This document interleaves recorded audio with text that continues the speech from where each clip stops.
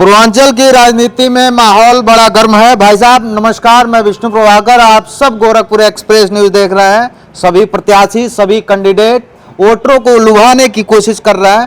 हमारे साथ मौजूदा विधायक पनियरा के ज्ञानेंद्र सिंह जी हैं। इनके लिए कहा जाता है कि बड़े सीधे साधे नेता हैं।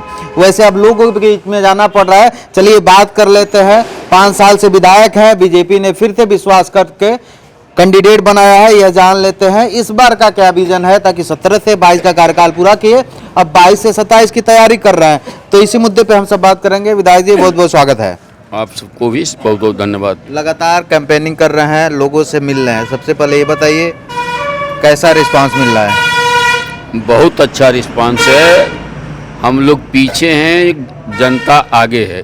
गांव में हम लोगों से पहले जनता ही बोल दे रही है कि हम लोग वही हैं, जोगी वाला हैं, मोदी वाला हैं, कमल के फूल वाला हैं। हम लोगों से आगे जनता चल रही है गाँव में। अखिलेश भैया तो हम कर रहे हैं, पूरा तैयारी कर दिए हैं, पश्चिमांचल से लेके पूर्वांचल में बांधे का। तो कैसे रोकेंगे अखिलेश की साइकिल? अखिलेश भैया, इसका जवाब तो अखिलेश भैया देंगे, लेकिन हमारे नेता भी कह रहे हैं ना, हमारे नेता सभी कह रहे हैं, केंद्रीय नेतृत्व हमारा कह रहा है, प्रादेशिक नेतृत्व हमारा कह रहा है कि 300 के पार। पार तो कहाँ तक जाएगा, पार का अंत नहीं है, लेकिन 300 के पार हमारे नेता कह रहे हैं। तो मुझे पूरा विश्वास है 300 के पार हमारी जो है पार्टी जो है सीट जीतेगी और प्रचंड बहुमत की सरकार उत्तर प्रदेश में बनाएगी। अखिलेश जी कह रहे हैं हम 400 पार। अखिलेश जी से जरा एक बार आपको लोगों को पूछ लेना चाहिए, 3 सीट किसके लिए वो छोड़ रहे हैं? 400 वो पार हैं तो 3 किसके लिए छोड़ रहे हैं? 3 सीट तो छोड़ रहे हैं ना। तो ये तो प्रश्न आप लोगों का बनना चाहिए। बीजेपी के लिए रहम कर दें। अबे उनके रहम पर बीजेपी चलने वाली नहीं है। बीजेपी का रहम उनके ऊपर है। अच्छा। और जो बुलडोजर जितना चला है ना, उन्हीं के ज्यादा लोग उसमें बुलडोजर से प्रताड़ित हुए हैं। अच्छा। वो बीजेपी पर क्या रहम करेंगे? बीजेपी तो स्वयं उनके ऊपर रहम करने वाली है। विधायक जी ये बताइए इस बार का क्या विजन है? आप फिर से विधायक बनने की तैयारी में हैं और आप एक पुराने नेता माने जाते हैं, इस क्षेत्र के पुराने नेता हैं। तो पनियरा विधानसभा को आपने अभी किस तरह से डेवलप किया? पनियरा में अभी भी क्या समस्याएं दिख रही हैं? पुराने नेता हैं, जो आपका प्रश्न है सही है। हम लोग जो है, हम लोगों को 33 साल हो गया भारतीय जनता पार्टी का कार्यकर्ता बने, और 91 से मुझे विधानसभा में जाने का अवसर हमारी चामदेवरुआ विधानसभा और पनियरा विधानसभा की सम्मानित जनता ने भेजा है। और ये 5वां जो है संभावित दिखाई दे रहा है कि ये पुनः जनता जो विधानसभा में भेजने वाली है। लेकिन मैं अपने आप को गौरवशाली महसूस करता हूँ कि मेरे जैसे छोटे कार्यकर्ता को भारतीय जनता पार्टी ने एक जगह से, एक चुनाव चिन्ह से, कमल के फूल से 8वीं बार प्रत्याशी बनाया है, जो अपने आप में बहुत बड़ा एक मिसाल है।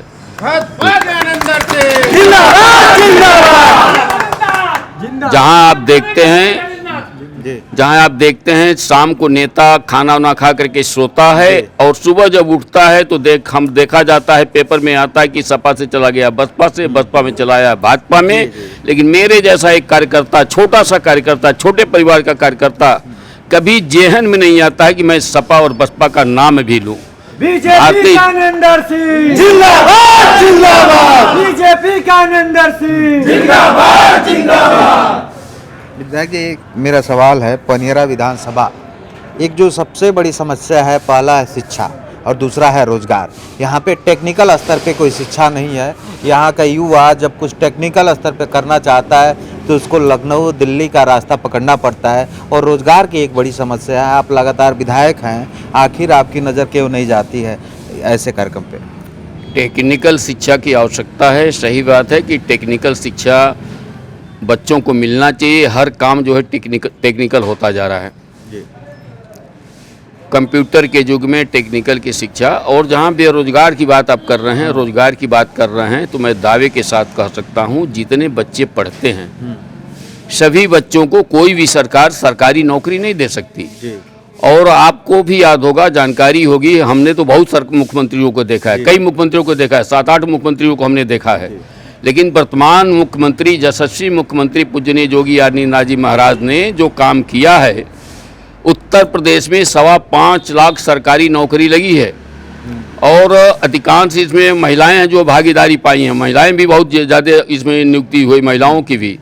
और 5.25 लाख की नियुक्ति में आप भी जानते होंगे कि कोई भी किसी भी विभाग का कर्मचारी जिसमें नियुक्त हुआ है, चाहे वह कर्मचारी हो, चाहे अधिकारी हो, चाहे उसके परिवार के लोग हों, किसी के मुंह में दांत नहीं है जो जोगी जी के सरकार पर, जोगी जी के ऊपर आरोप लगा दे कि एक भी पैसा उसको नौकरी के लिए घूस देना पड़ा हो। कोई नहीं कर सकता। हाँ, ये सही है कि पढ़ने वाले बच्चे के लिए नौकरी हमारे सरकार में रखी हुई है और बिना पैसे की नौकरी रखी, बिना सिफारिश का, बिना डोनेशन का नहीं पढ़ने वालों के लिए नौकरी नहीं है। उनके लिए रोजगार की व्यवस्था हमारी सरकार ने किया है।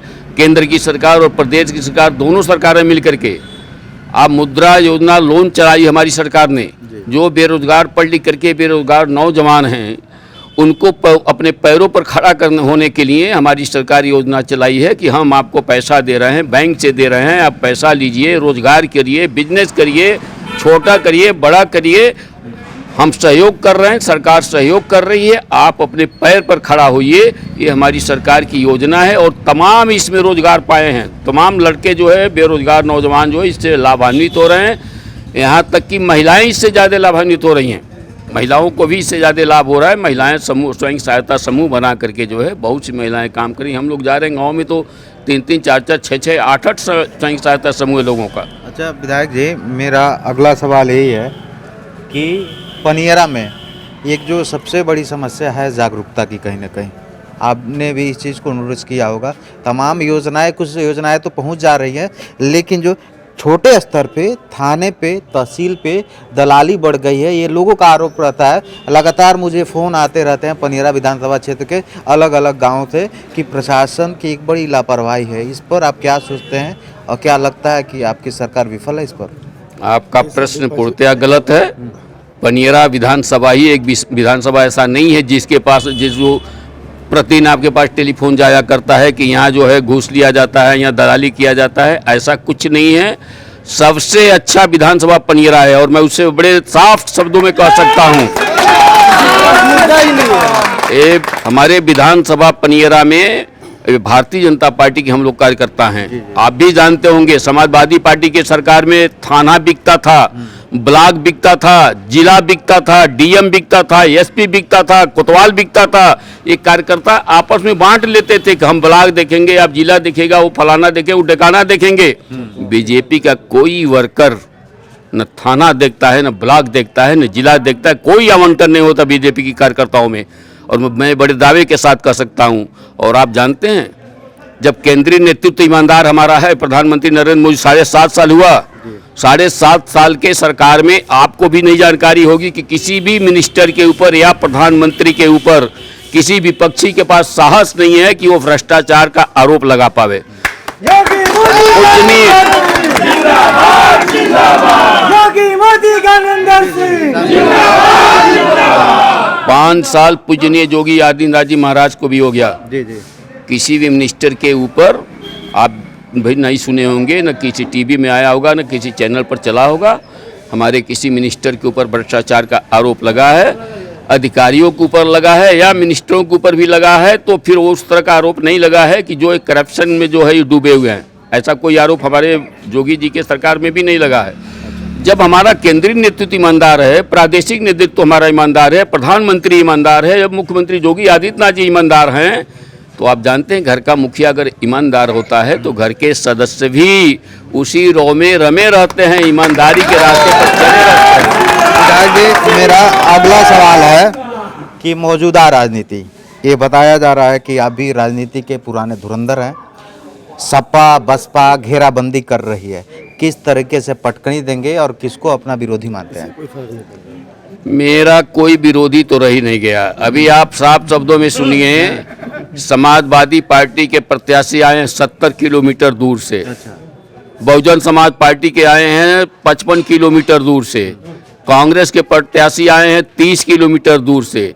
एक भी पार्टी के प्रत्याशी क्षेत्रीय प्रत्याशी नहीं है। कोई कार्यकर्ता, चाहे सपा बसपा और कांग्रेस, मैं तो कांग्रेस और सपा और बसपा के कार्यकर्ताओं से कहना चाहता हूं, पूछना चाहता हूं कि आप जो है प्रतिदिन अपना जो है संगठन के लिए काम करते हो, समय देते हो, और आपके मन में इच्छा रहती है कि कभी समय आएगा तो पार्टी हमको जो है वो जिम्मेदारी सौंपेगी, मैं भी प्रधान एमएलए बन सकता हूँ, मैं भी एमपी बन सकता हूँ, लेकिन सपा बसपा और कांग्रेस के प्रत्याशी इस क्षेत्र में नहीं मिला, ये तो दुर्भाग्यपूर्ण बात कहा जा सकता है। और यहाँ के कार्यकर्ताओं के लिए दुर्भाग्यपूर्ण बात है। मैं सभी तीनों पार्टी के कार्यकर्ताओं के लिए कहना चाहता हूँ। और धुरंधर का जहाँ तक विषय है, मैं बहुत सरल सादा व्यक्ति हूँ। मैं हारा भी हूँ, जीतता भी हूँ, हारता भी हूँ। चुनाव में जब दो ही शब्द आता है, हार और जीत, जनता जैसा निर्णय लेती है मुझे स्वीकार रहता है। हारने के बाद भी मुझे नमस्कार करने वाले बहुत से लोग मिलते हैं, इसलिए मेरा अपना एक स्वभाव है जनता के बीच में रहने का। शादी विवाह फंक्शन, अमीर हो गरीब हो दुखिया हो, जो भी वो हमको बुलाता है मैं उसके दरवाजे पर जरूर पहुंचता हूं। तो मेरी अपनी एक काम करने के जो है कल्चर है, ढंग है, मैं अपने ढंग से चलता रहता हूं। विधायक हूं तब, आज विधायक हूं, लेकिन मेरे अंदर ऐसा कोई कहीं किसी मन के अंदर नहीं आता है कि मैं विधायक हूं। विधायक का रौब मेरे अंदर नहीं आता है। हारने के बाद ही जीतने के बाद। ये बताइए हमको कि 10 मार्च को विधायक जी मेरा सा 10 मार्च को क्या होगा?